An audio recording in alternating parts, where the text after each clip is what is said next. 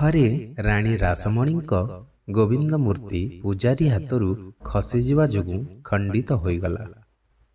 ରାଣୀ ରାସମଣୀ ବ୍ରାହ୍ମଣମାନଙ୍କୁ ଏହାର ଉପାୟ ପଚାରିଲେ। ବ୍ରାହ୍ମଣମାନେ ଖଣ୍ଡିତ ମୂର୍ତ୍ତିକୁ ଗଙ୍ଗାରେ ବିସର୍ଜନ କରିଦେଇ ନୂଆ ମୂର୍ତ୍ତି ତିଆରି କରିବାର ପ୍ରସ୍ତାବ ଦେଲେ। ସେମାନଙ୍କର ଏହି ପ୍ରସ୍ତାବରେ ରାଣୀ ବହୁତ ଦୁଃଖୀ ହେଲେ, କାରଣ ଏପର୍ଯ୍ୟନ୍ତ ଯେଉଁ ଗୋବିନ୍ଦଙ୍କୁ ଏତେ ଶ୍ରଦ୍ଧା ଭକ୍ତିର ସହିତ ପୂଜା କରାଯାଉଥିଲା, ତାଙ୍କୁ ଏବେ ଗଙ୍ଗାରେ ବିସର୍ଜନ କରିବାକୁ ପଡ଼ିବ।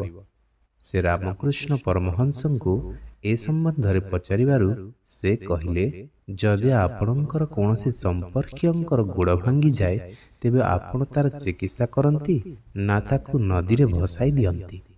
ରାଣୀ ରାସମଣୀ ତାଙ୍କର ଅଭିପ୍ରାୟ ବୁଝିଗଲେ। ସେ ଖଣ୍ଡିତ ମୂର୍ତ୍ତିକୁ ଠିକ୍ କରାଇଲେ ଏବଂ ପୂର୍ବଭଳି ପୂଜା ଆରମ୍ଭ କରିଦେଲେ।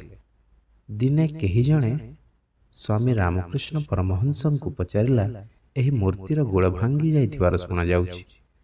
ଏ ଉପରେ ସେ ହସି ହସି କହିଲେ, ଯିଏ ସମସ୍ତଙ୍କ ଭଙ୍ଗାକୁ ଯୋଡ଼ିବା ବାଲା, ସେ ସ୍ୱୟଂ କିପରି ଖଣ୍ଡିଆ ହୋଇପାରିବେ?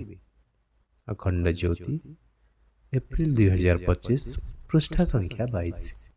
ବିଚାରକ୍ରାନ୍ତି ଦୂତ ୟୁଟ୍ୟୁବ୍ ଓଡ଼ିଆ ଚ୍ୟାନେଲକୁ ସବସ୍କ୍ରାଇବ୍ କରିବା ସହ ପରବର୍ତ୍ତୀ ଭିଡ଼ିଓ ପ୍ରାପ୍ତ କରିବା ପାଇଁ ବେଲ୍ ଆଇକନ୍ ଦବାନ୍ତୁ ଏବଂ ବିଚାରକ୍ରାନ୍ତି ଦୂତ ଓଡ଼ିଆ ଫେସବୁକ୍ ଓ ଇନଷ୍ଟାଗ୍ରାମ ସହ ଯୋଡ଼ି ହୁଅନ୍ତୁ।